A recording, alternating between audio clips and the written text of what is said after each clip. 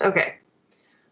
Alrighty, so we talked about how to write an equation um, they give you the slope and a point, and we can write an equation from there, or they give you 2 points, and you have to get the slope and the y-intercept. So we basically have 2 types of problems. So a type 1 problem, they'll give you the slope and a point, and you find the y-intercept, okay?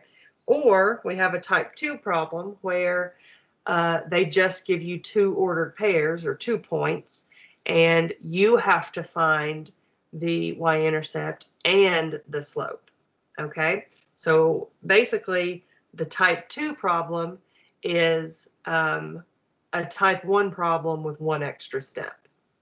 That's kind of how it boils down, all right? So we're going to start with a couple of examples of just the type 1 problems.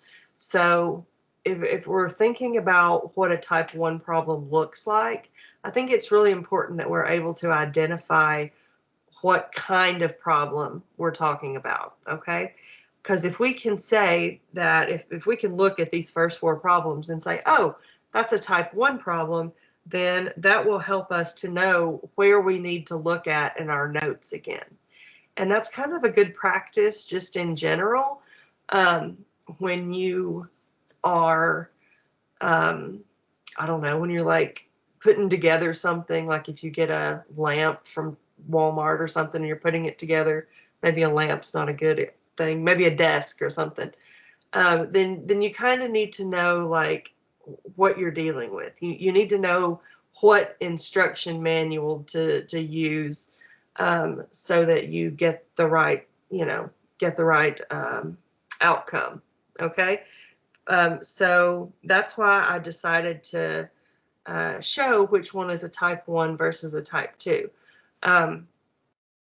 So that when you look back at your notes, you'll know which of the boxes that you need to be focusing on.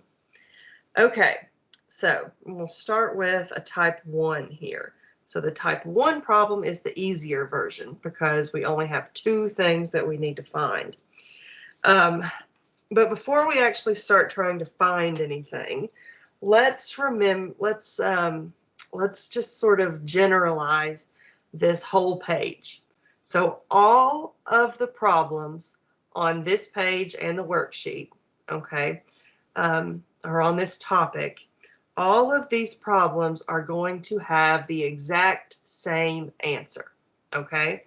And the exact same answer, and I'm going to put it down here in this bottom right-hand corner for all the problems, okay? So the answer is going to be in this bottom right-hand corner. So all the answers are going to look pretty much identical except for 2 things. And I'll just go ahead and give you the format for your final answer. So all of them are going to say y equals, and then a blank, and then x, and then a plus sign or a minus sign. We don't know until we get to the last part, and then another blank. Okay, so that's the final format of the problem. What your job is to fill in the blanks. So we have to know what the blanks stand for in order to, successfully solve our problem. So could anybody tell me what the first blank stands for? By the way, this is all based on y equals mx plus b, linear equations. So what does the first blank stand for? It stands for slope. Thank you, Kelson. So this first one stands for the slope. Okay, and what letter do we use for that? We use the letter M. Okay, so all of our questions are going to be in this same format. It's going to have a y, and then it's going to have an equal sign, and then whatever number you get for slope, and then either a plus or minus, and then the y, or the next blank, which leads me to, who can tell me what the next blank should be, since I said it halfway?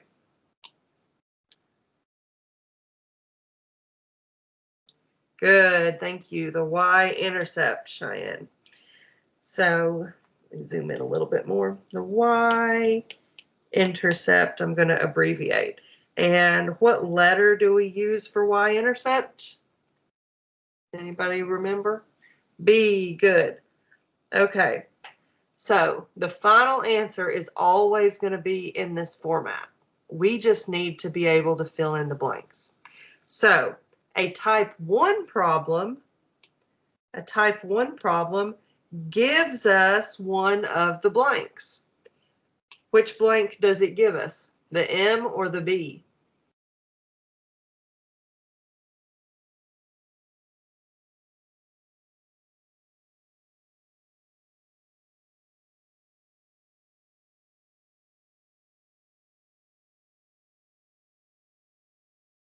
Which blank are we given? Are we given the M blank or the B blank? No, not the B. Because what does the M stand for? Not X. The M. Good. Remember that this blank down here, that these blanks down here are the M and the B. Okay. So what they give us is the slope, and the slope is the letter M. Okay. Thanks, guys. So we already have half of our problem done because they gave us half of our problem. So without having to do any other work, I can come down here and I can go ahead and put in the slope blank. It's 1/3 because we're given that, right? So we don't have to wait on that information. We don't have to work for that information. They tell us what the slope is. So we've already got half of our problem done. We just have to figure out the other half. So I like the type 1 problems because, you know, half of our work is done for us, right? So that means, excuse me, that means that if they gave us half the problem and they gave us the slope, then what are we going to have to find?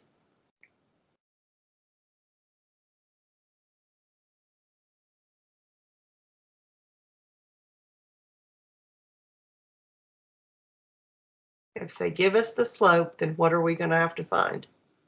We're going to have to find the y-intercept, which is the B. Okay, so our job is to find the B.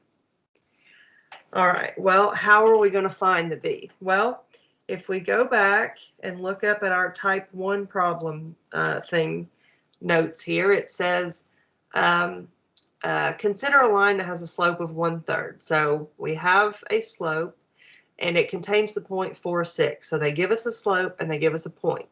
If we want to write the equation for that line, y equals mx plus b, the equation for that line, we know the slope, but we still need to find the y-intercept, which is just what we figured out. So to find the y-intercept, we plug in all of the known values into the equation y equals mx plus b and solve for b. So what do they mean by plug in all the known values? Well, let's remember that our final answer is going to be y equals m times x plus b. Okay, and the directions tell us that we need to substitute in all the known values.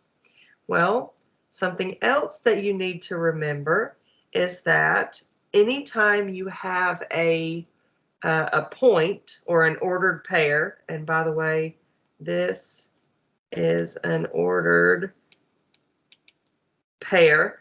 Another word would be a point. Okay, this 6, 4 is an ordered pair. So anytime that you have an ordered pair, you have two pieces of the ordered pair. That's why they're called a pair. It's got two parts, right? It has an X part and it has a Y part. Okay. And if we start looking down here at our y equals mx plus b equation, it also has a y and an x, right? We have a y here, and we have an x here. And we also, I'm going to do purple for the slope, actually. I'll change that to purple. And we also know the slope because they give it to us. So when the directions tell us that we need to plug in all of the known values, then what that means is wherever it says a y, right, we're going to use the number that they give us in the ordered pair that's in the y place. Okay, so let's just do that. So it says that the y is 14. So instead of this y that's highlighted orange, we will write a 14 instead. And then we'll write our equal sign. And then it tells us that we need to write our m. Well, our m goes with our slope, which is 1/3. So that means we need to put 1/3 here. Okay. And then it says to write our x. Well, the x goes with the 6 from our ordered pair up here. So I'm going to write a 6 and then plus b. So the b is the only thing we don't know, which makes sense because that's the thing we just established that we're going to be looking for, right? Okay, so we're already on a good track. We know that if we have a point, that a point can be substituted in to these letters, just like the slope can, okay? So basically, we're making use of this point temporarily just so that we can find the b. The point is actually not going to be part of our final answer, but we're using it for a few minutes just so that we can find the b, okay? And the b is going to fill in our last blank in our final answer, okay? So let's actually do this now. So before we can actually, I'm going to say solve this, we kind of need to do a little bit of simplification. And by the way, I put this 6 in parentheses so that it could still show that it's multiplication, right? Because the m and the x, those are sitting next to each other. And anytime you have two letters sitting next to each other, like m, x, like that, that means multiplication. That's the same thing as m times x. And we actually have a word for that. And it is called multiplication by juxtaposition. It's a long word that literally just means beside each other. So anytime you have a letter, two letters next to each other, or even a number next to a letter, that means multiplication. But to make that clear, when I put two numbers sitting next to each other, I put one of them in parentheses, just so that it's super clear that I mean multiplication. Okay, now let's make this a little more simple. So the 14 is just 14. I can't simplify that. What about 1/3 times 6? Can I simplify that? Does anybody know a shortcut on how to multiply that fraction times that whole number? Because it's actually super easy.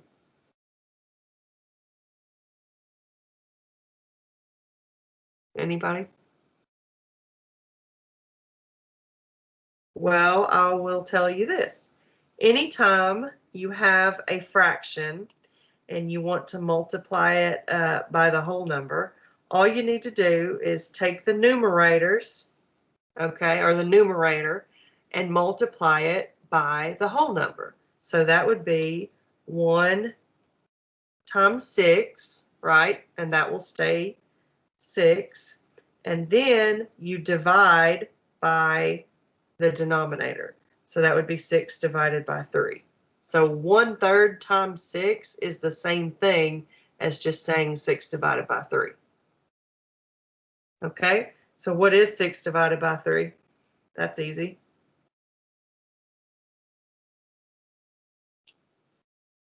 Six divided by 3 is? 2.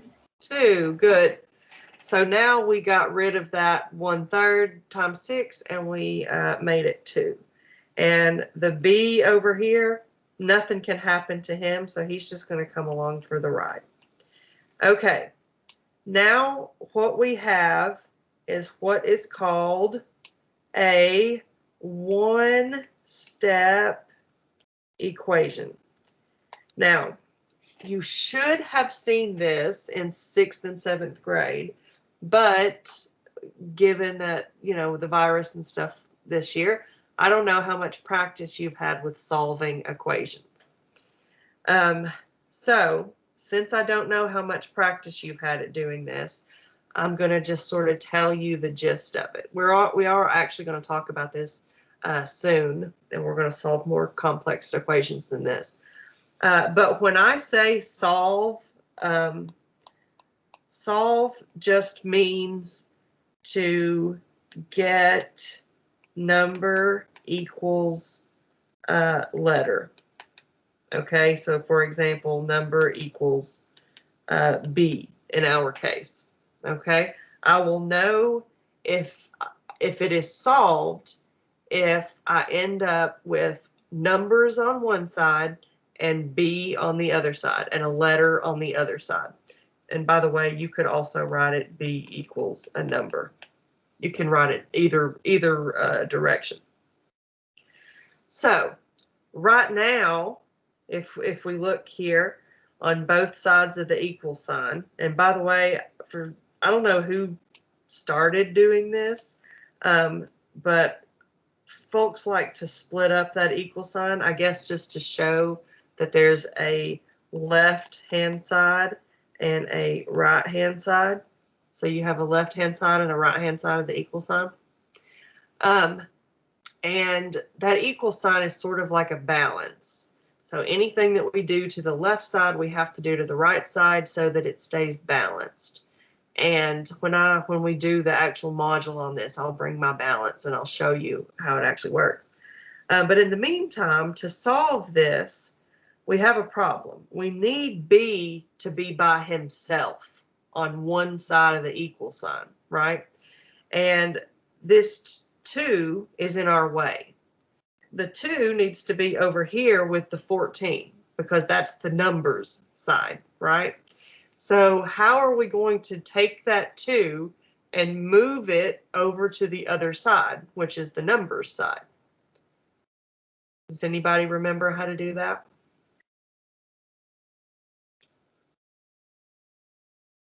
I'll give you a hint. I'll give you some options.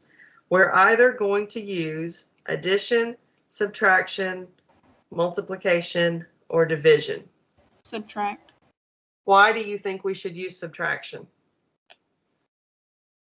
I don't know. Well, you're correct. You're 100% correct. And the reason is because that 2 is actually a plus 2. We know it's a plus 2 because there's not a negative sign in front of it. If it were negative, we would say so. But if it just says 2, then we can assume that it's a plus 2. So in order to get rid of that 2, we basically would need to subtract it off, right? We would need to subtract off the same amount.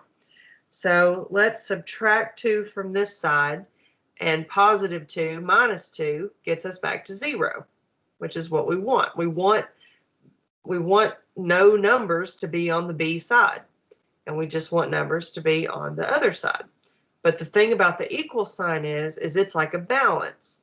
So that means if I do something to one side, I have to do it to the other side. So if I take 2 away to zero out the right-hand side, then I also have to take 2 away from the left-hand side as well. Okay, so here's what happens here. We've got 14 and we take away 2. So that leaves us with what? 12. That leaves us with 12. The equal sign stays where it is. And then these 2's here, what ends up happening here, we have a positive 2 and a negative 2. Well, those just cancel out because that's just 0, right? So then what happens is the rest of this just carries down to the bottom. The plus b just comes back down. But we don't need to write the plus, and we can just write b. So 12 is equal to b. Okay, so now do we have it in the format number equals b or number equals letter? Yeah, we've got numbers on one side, letter on the other side. That's how we know we have solved the equation. So that's how we know we're done. We've got one number on one side and one letter on the other side. Okay, so all that work just so that we can figure out what the b is. Now, what are we supposed to do with this b?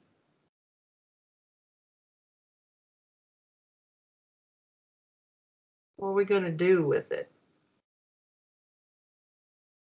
Well, better yet, what are we going to do with the number that's attached to it? Subtract? Nope. Well, doesn't that solve the other half of our problem? Doesn't that fill in our other blank? That's what we were looking for this whole time, right? We don't have to do anything else. We've already solved it. It's done. It's done. That's our answer. But it's not our final answer, right?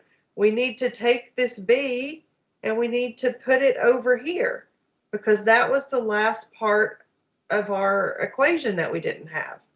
Remember, they told us the slope, so all our job was to find the y-intercept. Well, isn't that what we just did? We just found what the y-intercept was. So now that we've figured it out, we're just going to take this number 12 and we're going to write it right here. So we have our final answer. And what we've actually done is we have written the equation that is described by this point and this slope. So my final answer in this box, I'm just going to write it a little bit neater. The final answer is y equals 1/3 x plus 12. And that's what all of your answers are going to look like. The only thing that's going to change for each answer on these pages is those two things. You got to get the slope and then you got to get the y-intercept. So for type 1 problems, they give you the slope. You just have to find the y-intercept. Okay? Okay. So now I'm going to go and show how to do a type 2 problem, which is pretty much the same thing. We just have to find the slope too. They're not going to give us the slope. Okay, so if everybody will go with me down to this page that has number 5, and it says -4, 0, and 1, 5. And this is an example of a type 2 problem. Okay, the reason it's a type 2 problem is because it doesn't give us the slope, and instead of giving us the slope, it just gives us 2 points. or two ordered pairs. So the first step that we have to do to solve this is to find the slope, okay? Because if we remember, if we go down here, we already know what the final answer is going to look like. We know that it's going to have a y, an equals. It's going to have a blank. We don't know what's going to be in that blank yet. But after that blank, it's going to have an x, plus or maybe minus, it depends. And then we're going to have our final blank, right? So our first step is to find the slope blank. And then we'll find the y-intercept blank. Okay, so remember the slope is the m and the y-intercept is the b. So first we're going to find the m and then we'll find the b. Okay, so in order to find the slope, you have to go back a couple modules from last semester and you have to remember that equation that we used. I'm not sure if the slope is -1. Actually, yes, I think it might not be -1. I think it's +1. But let's see where she got that. So remember we had this special equation, the slope equals y2 minus y1 over x2 minus x1. Hopefully you guys remember that. Well, remember when we did those problems, we had 2 points. So let's call that one our first point, and let's call this one our second point. So this is not new, this is old. I'm trying to remind you though that when we did this, we had 2 points, and then we labeled the points, right? So since this -4, is going to be our point 1, then I am going to call this x1, and then I am going to call the 0 y1. Okay, and if that's the case, what am I going to call 1 and 5? What are they going to be called? Let's just start with one at a time. What am I going to call 1?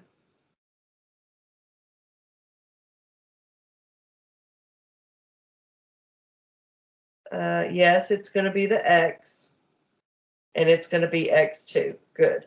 So this is my x2, and it's x2 because it is the x part of the second point. And then, oops, 5 will be y2. Good. x2 and y2. Okay.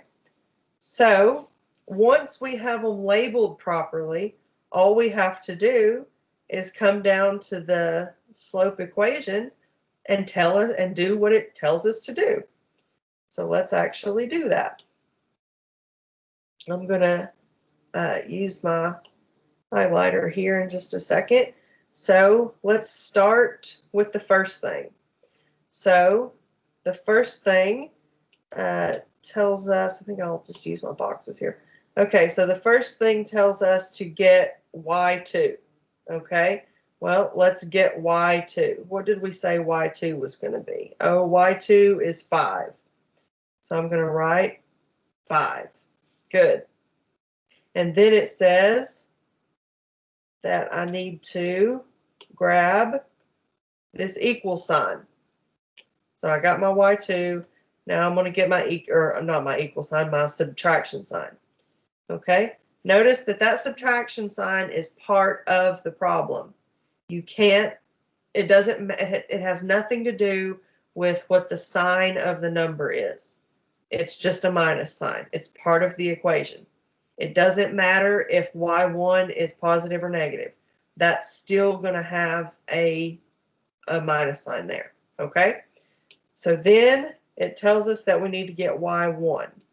Well, let's go get our y1. Y1 is 0. So we'll write 0. And then it says to draw this fraction sign, which, does anybody know what the fraction sign's called? It actually has a name. I bet nobody knows. It's actually called the vinculum. I learned that not too long ago. So the fraction bar we need to draw next. And then the equation tells us that we need to go grab the number for x2. So we'll go and get our number for x2, which is a 1. And then it says another minus sign. Draw that. And then we'll go back and get our final number, which is going to be our x1. And there's our x1, which is -4. Notice that I put it in parentheses because I have a minus sign and a negative sign.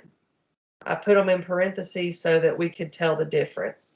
Because sometimes when people write minus and negative, it ends up being kind of sloppy and it ends up looking like one big minus sign. Okay, so I did that just to make sure that you know I'm saying minus -4 and not just -4. Okay, so now we just need to actually do the math here. So 5 minus 0 is just 5, of course. And then our fraction bar. And then don't forget that when you subtract a negative, that's the same thing as just adding. So really this is 1 plus 4. So 1 plus 4 is 5.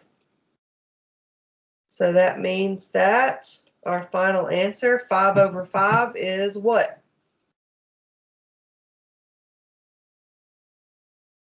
That is 1. Good. So now we have 1. So we did all this work, and now we know that m equals 1. M equals 1. Well, remember that m is our slope.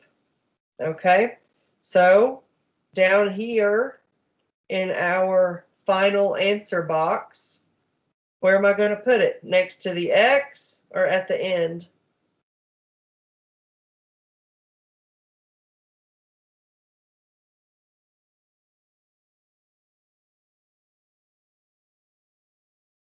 I'm going to put the number 1 here next to the x. Okay?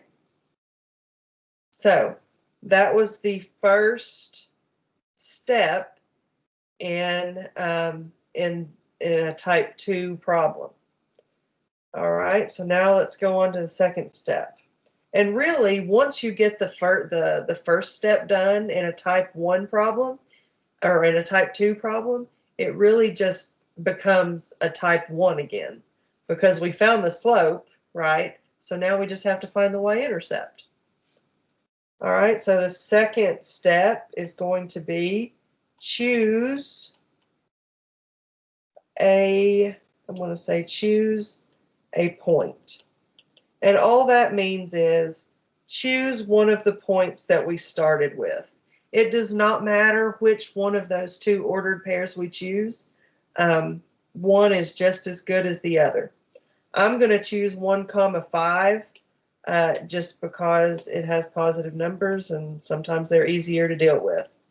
So my choice is 1, 5.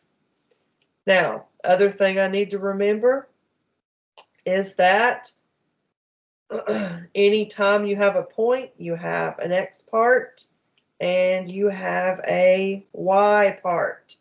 Don't forget that. Okay? And then the third step, which basically it's just a type 1 problem now. It just goes back. I shouldn't write that. It's more like a 2. Let's say type 1 problem now. So now we're just back to being a type 1 problem, which means that I just need to plug in and find B. So now we just need to plug in all the known values and find B. Well, what are all the known values? Well, it's all the numbers that can be plugged into y equals mx plus b, and then we're going to solve for b.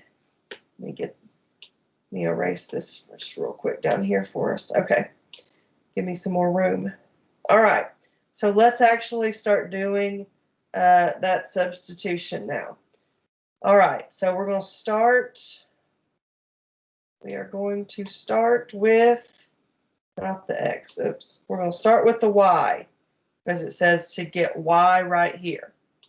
All right, so instead of y, I'm going to write, not that. I'm going to write a 5. Okay, and then it says that I need to write m. Well, what's my m? The m is the thing I just found, right? The m is my slope. So I'm going to write my slope, which is the number 1.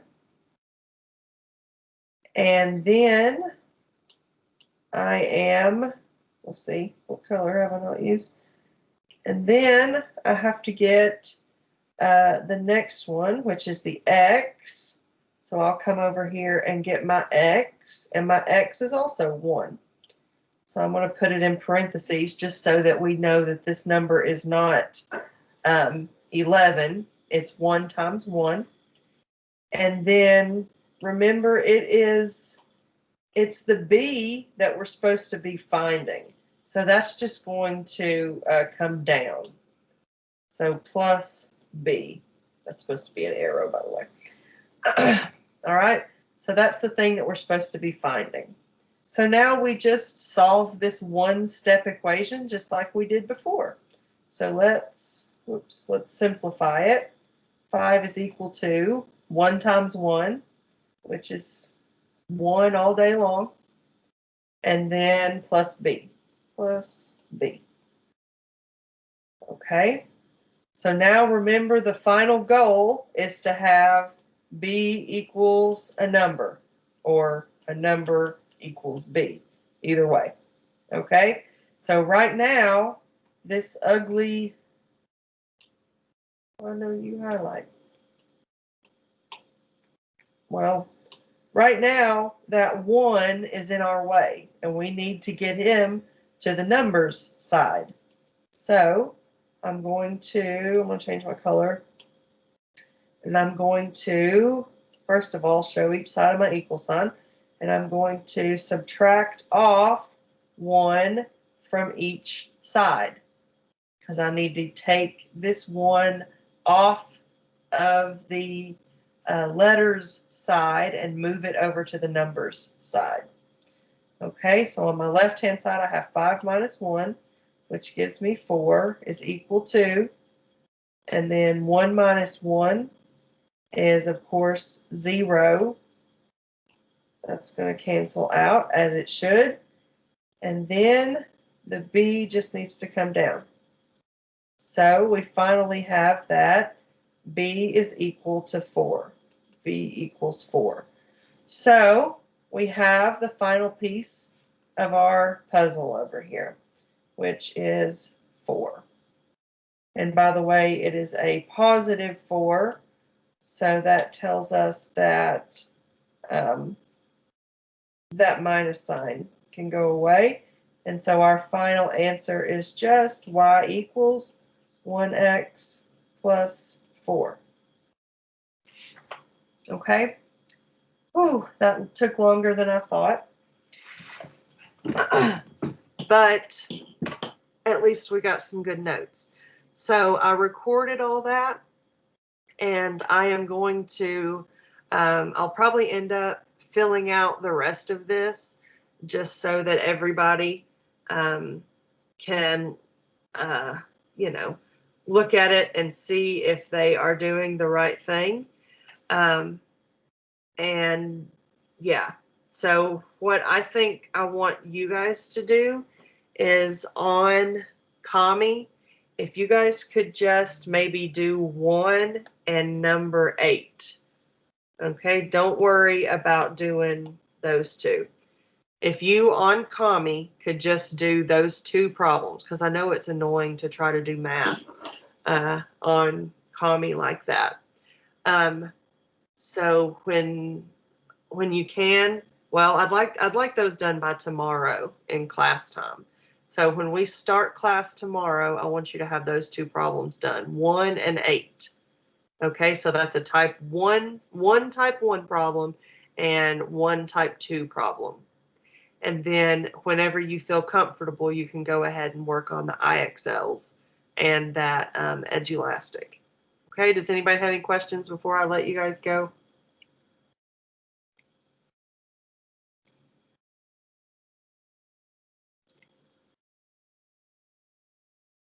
Okay, well, I'm going to put this on YouTube, and if you need to watch it again, it will be there.